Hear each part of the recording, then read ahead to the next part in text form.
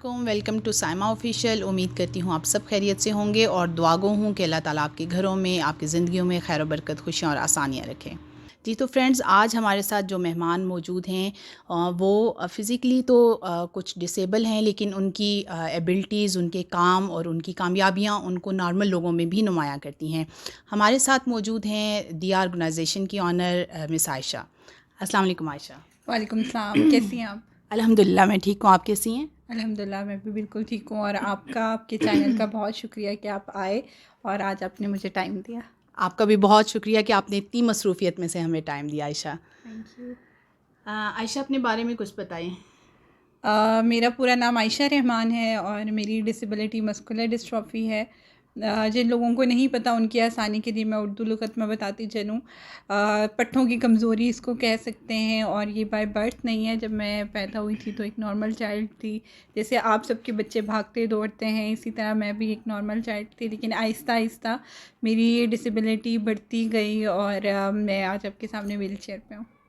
तो इस डिसेबिलिटी के साथ भी आपने हार नहीं मानी और माशाल्लाह से आपने अपनी ऑर्गेनाइजेशन बनाई, फाउंडेशन बनाई, तो इसका ख़्याल आपको कैसे आया? हार नहीं मानी, इसमें सबसे पहले तो मेरे पेरेंट्स का हाथ है कि उन्होंने एक चीज़ को हावी नहीं होने दिया और इस चीज़ को पॉजिटिव तरीके से हमें समझाया और हमने उसको पॉजिटिव लेके चला। और अल्हम्दुलिल्लाह मैं ब्लेस्ड भी समझती हूँ कि मुझे ऐसे टीचर्स, ऐसे फ्रेंड्स, ऐसे फेलोज़ मिले हैं कि मेरी डिसेबिलिटी मेरी एबिलिटी में बदलती चली गई और मेरा कॉन्फिडेंस बन गई। और मुझे तो ये फ़ील होता है कि ये मेरा गॉड गिफ्ट है जो कि मुझे दूसरों से डिफरेंट करता है। और दिया बनाने का ख़्याल भी इस तरह से आया था कि बहुत सारे लोग जो कि डिसेबल हैं और जिस माशरे में हम रहते हैं, मुझे बड़े अफसोस से ये कहना पड़ता है कि वहाँ पे माजूरी को समझा जाता है कि इनके पेरेंट्स की या किसी बुज़ुर्ग की गुनाह की सज़ा में ये ऐसा ही है। बच्चे जो हैं इनके लिए सज़ा है ना। तो ये कॉन्सेप्ट ख़त्म होना चाहिए। बीइंग अ मुस्लिम हमें कुरान पाक में, अहादीस में बहुत सारी चीज़ें बताई गई हैं और उसमें ये भी बताया गया है कि अल्लाह मियाँ दे के भी आज़माते हैं और ले बिल्कुल, के भी आज़माते हैं। बेशक, तो अगर आप चल सकते हैं तो इसमें आपका कोई कमाल नहीं है और ऐसा अगर ही है। मैं नहीं चल सकती तो इसमें मेरा कोई कसूर नहीं है। तो बहुत सारे लोगों ने कहा जी आप बातें तो बहुत अच्छी करती हैं, हमारे ये इश्यूज़ हैं। तो इनके बारे में आप क्या कहेंगी? लाइक अगर आप कहती हैं कि हमें घर से निकलना चाहिए, पढ़ना चाहिए, तो हमारे पास व्हील चेयर नहीं है, हम कैसे जाएँ? अगर हमारे पास व्हील चेयर नहीं है तो हम बाहर कैसे निकलेंगे? हमारे पेरेंट्स या हमारा माशरा ऐसा है कि वो ये चीज़ एक्सेप्ट नहीं कर रहा कि हम माजूरी के साथ अच्छा पहने, अच्छा खाएँ या अच्छी एजुकेशन हासिल करें। तो फिर मैंने उनको फैसिलिटेट करना शुरू किया, जो भी उनकी नीड थी, चाहे वो व्हील चेयर थी, हियरिंग एड था या वॉकिंग स्टिक थी, वाइट कैन था, मतलब जो भी चीज़ उन्हें चाहिए थी वो मैंने प्रोवाइड करना शुरू की। उस स्पीच के साथ साथ फिर उनकी फैमिली से, उनके इर्द गिर्द के मोहल्ले से उनको सेशंस देना शुरू किए कि अगर मैं फ़ीमेल हो के डिसेबिलिटी के साथ पढ़ लिख सकती हूँ तो आपका बच्चा भी या ये भी पढ़ सकता है। मैं भी नॉर्मल स्कूल्स में पढ़ी हूँ तो मीन्स कि आपका बच्चा भी नॉर्मल स्कूल में पढ़ सकता है। सिर्फ़ इसको समझने की ज़रूरत है और एक्सेप्ट करने की ज़रूरत है। तो वहाँ से फिर दिया बनी। अच्छा, एक ग्रुप बनता गया फ्रेंड्स का, फिर हमने दिया बनाया। और यहाँ पे मैं बताती चलूँ सबको कि हमारी सारी जितनी भी एडमिनिस्ट्रेशन है वो ख़ुद भी किसी न किसी डिसेबिलिटी से है और हम अच्छा। सब लोग अल्हम्दुलिल्लाह पढ़े लिखे हैं, वेल एजुकेटेड हैं। और हमने ये इनिशिएटिव इसलिए लिया कि जो प्रॉब्लम्स हमने फेस किए हैं हमारे बाद आने वाले जो डिसेबल पर्सनस हैं उनको ना फेस करने पड़े। और बिल्कुल वही बंदा समझ सकता है जो ख़ुद उस तकलीफ़ से गुज़र रहा हो, वो गुजरा बेहतर बिल्कुल समझ सकता है। बिल्कुल। अच्छा आयशा, आपने जो आपकी एजुकेशन थी, फिर आपका करियर था, उसमें आपको किन चैलेंजेस का सामना करना पड़ा? जब आप कहते हैं ना कि एक वुमेन घर से बाहर निकलती हैं हुँ, तो उनको बड़े चैलेंजेस फेस करने पड़ते हैं, लेकिन जब एक वुमेन विद डिसेबिलिटी घर से बाहर बिल्कुल। निकलती है तो चैलेंजेस डबल हो जाते हैं। ऐसा ही है। हम लोग लोकल ट्रांसपोर्ट नहीं यूज़ कर सकते, हुँ, हमें स्पेसिफिक गाड़ी चाहिए, करीम, ऊबर या कोई भी ऐप से हम गाड़ी कराते हैं। तो हमारा चैलेंज यहाँ से ही शुरू हो जाता है क्योंकि बहुत सारे गाड़ी वाले जो हैं वो हमारी व्हील चेयर नहीं रखते। वो कहते हैं जी ये गाड़ियाँ इंसानों के सफ़र करने के लिए हैं, सामान के लिए नहीं। ओह! ठीक है, मैं ऐसे लोगों को ये बताना चाहूँगी कि ये सामान नहीं है, ये हमारी टांगें, हुँ, हम इसकी वजह से चल रहे हैं। आपकी ये बात किसी के दिल पे कितनी चोट पहुँचाती है इसका बिल्कुल। आपको अंदाज़ा नहीं है। फिर अब मेरा बड़ा एक्सपीरियंस है, मैंने बड़े इंटरव्यूज़ दिए, मुझे जॉब करने का, आरजे बनने का बेसिकली बहुत शौक था। अच्छा। तो मुझे ये बहुत सी जगहों पे सुनना पड़ा, आपकी आवाज़ बहुत अच्छी है, बहुत कॉन्फिडेंट हैं, लेकिन हम आपको ना जॉब नहीं देंगे क्योंकि आप डिसेबल हैं, आप आएंगी जाएंगी कैसे, कैसे मैनेज करेंगी। तो ये हमदर्दियाँ, मेरे ख़्याल में ये हमदर्दियाँ नहीं थी, ये मेरे कॉन्फिडेंस लेवल को आप कह लो कि तोड़ने का, मुझे नीचा दिखाने का एक उनका एक्सक्यूज़ था कि मैं चल नहीं सकती, अगर मैं अपना मास्टर्स कंप्लीट कर सकती हूँ, रेगुलर एजुकेशन में ले सकती हूँ, मैं इंटरव्यू के लिए आपके ऑफिस में, चाहे वो 10th फ्लोर पे है, मैं आ सकती हूँ, तो मैं अपनी जॉब के लिए भी जा सकती हूँ, आप मुझे अपॉर्चुनिटी तो दें। तो ये एक्सक्यूज़ेस लैम एक्सक्यूज़ेस थे। खैर किसी चीज़ ने मुझे कभी कमज़ोर नहीं पड़ने दिया, ये मैं समझती हूँ कि मैं ब्लेस्ड हूँ। मेरे इर्द गिर्द ऐसे लोग थे कि जिन्होंने मुझे टूटने नहीं दिया और मुझे कहा कि नहीं तुम कर सकती हो और एक दिन तुम वहाँ पे पहुँचोगी जहाँ तुम पहुँचना चाहती हो। और जो मैंने सोचा था मैं उससे कहीं डबल ट्रिपल आगे जहाँ पहुँच पे चुकी शायद हूँ। नॉर्मल लोग भी जो हैं वो ना पहुँच सकें, लेकिन आप अपनी डिसेबिलिटी के साथ भी जो हैं वो आपने वहाँ पे तो एसेसिबिलिटी नाम की चीज़ नहीं है, ठीक है। और फिर अगर आप किसी शॉप पे शॉपिंग करने चले जाओ तो वो समझते हैं ये व्हील चेयर पर आया तो ये कोई मांगने वाला ही है, 20-50 रुपये आपके हाथ में थमा देंगे। आप सोचें कि आपके दिल पे क्या गुजरती होगी, और आपके हाथ में चाहे लाखों रुपया भी है और अगला आपको वो रिस्पेक्ट नहीं दे रहा, तो फिर कितनी आप कह लें कि तकलीफ़ दे ये चीज़ होती है। और फिर मैं थोड़ी सी, इतना कॉन्फिडेंट हर कोई नहीं होता, मैं तो आगे से लड़ पड़ती हूँ कि भाई मैं तो यहाँ पे शॉपिंग करने आई हूँ, तुम ये आगे से क्या कर रहे हो। तो लोग इन रवैयों से डर के भी घर में बैठ जाते हैं, तो इन रवैयों को तब्दील करने की बहुत ज़्यादा ज़रूरत है। और आयशा, इस सफ़र में सबसे ज़्यादा आपको सपोर्ट किसने किया, फैमिली में से किसने सपोर्ट किया सबसे ज़्यादा? अच्छा, सबसे पहले शादी से पहले जब डिसेबिलिटी स्टार्ट हुई तो अम्मी की बहुत ज़्यादा सपोर्ट थी।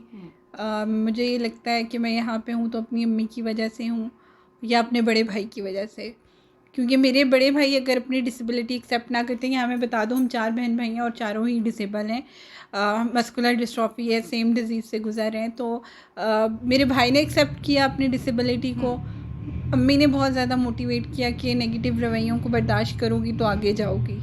और फिर मेरे टीचर्स, मैं नाम नहीं लूँगी क्योंकि सारे टीचर्स मेरे लिए बहुत काबिल एहतराम हैं और बहुत सपोर्ट किया।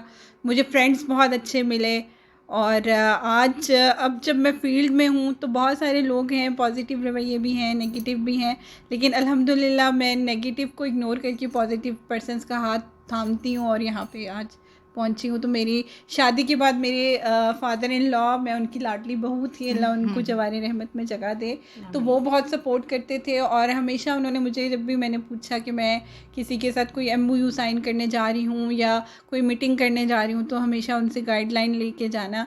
तो अब उनके बाद अम्मी ने उनकी जगह ले ली है, जो मेरी मदर इन लॉ हैं, तो वो बड़ा सपोर्ट करती हैं, पूछती रहती हैं, हर चीज़ में साथ साथ रहती हैं। हस्बैंड बहुत अच्छे हैं अल्हम्दुलिल्लाह, क्योंकि शादी के बाद अगर आपको हस्बैंड सपोर्टिव ना मिले तो वर्किंग लेडी के लिए बहुत डिफ़िकल्ट हो जाता है, लेकिन अल्हम्दुलिल्लाह मैं हर लिहाज से ब्लेस्ड हूँ। और मैं इसमें मेरा कोई कमाल नहीं है, नेगेटिव रवैये, अगर लोग ये सोचें मेरी बात से कि हमारी लड़ाइयाँ नहीं होती या बड़ा सब कुछ बहुत अच्छा है, हर चीज़ होती है। मेरी सास भी मुझे डांटती हैं, हम हस्बैंड वाइफ की भी लड़ाइयाँ होती हैं, हर चीज़ होता है, लेकिन बर्दाश्त, सब्र और पॉजिटिव रहने से आपको सब कुछ मिल जाता है, मेरा ये ख्याल है और मानना है। अच्छा आयशा, शादी का तो मैं आपसे नहीं पूछूंगी क्योंकि आपके मैंने बहुत सारे इंटरव्यूज़ देखे हैं, तो उसमें ये क्वेश्चन तो सब ने किया हुआ है। मेरा क्वेश्चन आपसे ये कि आप क्या समझती हैं कि एक डिसेबल मर्द है या औरत है, तो उसकी जो शादी है वो भी डिसेबल से ही होना चाहिए, या आपकी नज़र में नहीं, अगर एक डिसेबल है तो दूसरा नॉर्मल पर्सन होना चाहिए तो ज़िंदगी आसान रहती है? अच्छा, आजकल ये ट्रेंड बहुत ज़्यादा चल रहा है कि डिसेबल पर्सन से ही शादियां कर रहे हैं। उसकी एक सबसे बड़ी वजह ये है कि जो नॉन डिसेबल कम्युनिटी है, मैं तो यही कहूँगी क्योंकि डिसेबल कम्युनिटी ही हमें बना के रख दिया गया है, उस तरह से एक्सेप्ट नहीं कर रहे। तो जब आप नॉन डिसेबल कम्युनिटी, जब हम जैसे लोगों का सहारा नहीं बनेंगी, तो जब जोड़े में अल्लाह ने आपको पैदा किया है, तो वो चीज़ फिर पूरी होने के लिए हम लोग आपस में एक दूसरे का सहारा बनेंगे, तो उसमें चैलेंजेस डबल हो जाते हैं। मेरा ख़्याल है कि जो अगर मेल एंड फीमेल दोनों ही फिज़िकली या जिस भी तरह से डिसेबल्ड हैं, तो एक दूसरे को सपोर्ट करना ज़रा डिफ़िकल्ट हो जाता है। इस ट्रेंड के मैं सख्त ख़िलाफ़ हूँ। और मैं ये कहूँगी कि अगर अल्लाह ने आपको दिया है ना, तो आजकल बहुत इशू चल रहा है जी, लड़कों को रिश्ते नहीं मिल रहे, लड़कियों को नहीं मिल रहे। तो भई आपके इर्द गिर्द कोई ऐसी डिसेबल बच्ची या बच्चा होगा जो कि रिश्ते की तलाश में है, आप उनका हाथ थाम के तो देखें, उससे आपके घर में कितनी रहमतें या बरकतें आएंगी और अल्लाह भी आपका सहारा बन जाएगा। आयशा, आप हाउस वाइफ भी हैं और वर्किंग लेडी भी हैं, कैसे मैनेज करती हैं अपने जो ऑफ़िस का काम है उसको भी, घर को भी? और इसके अलावा आप दिया जो आपकी ऑर्गेनाइजेशन है उसके हवाले से बताएं कि इनके अपकमिंग प्रोजेक्ट्स क्या हैं और क्या फ्यूचर प्लान्स क्या हैं आप लोगों के? सही, अच्छा, हाउसवाइफ के साथ साथ वर्किंग लेडी होना भी एक टफ़ जॉब होती है। हाउस जॉब भी काफ़ी टफ़ होती है, लेकिन अल्हम्दुलिल्लाह मैं मैनेज कर लेती हूँ मेड वगैरह हेल्प के साथ। ये है कि कुकिंग जो है वो मैं ख़ुद करती हूँ, कुकिंग मुझे किसी की भी पसंद नहीं है। और बाकी जो है मेड की हेल्प से सारे काम हो रहे होते हैं। टाइम मैनेजमेंट अच्छी होनी चाहिए आई थिंक वर्किंग लेडी की, तो फिर चीज़ें आसान हो जाती हैं। और मुझे जब पता होता है कि मैंने आउटडोर जाना है या इतने दिन में बिज़ी होने वाली हूँ, तो उसके लिए मैं कुकिंग वगैरह हर चीज़ करके रख लेती हूँ। और फिर प्रॉपर ऑफिस को भी टाइम देना और अपने काम को भी देना। और दिया के अपकमिंग प्रोजेक्ट्स, जैसे कि सबसे पहले तो ये मुझे यही पता नहीं है कि आपका प्रोग्राम कब चलेगा।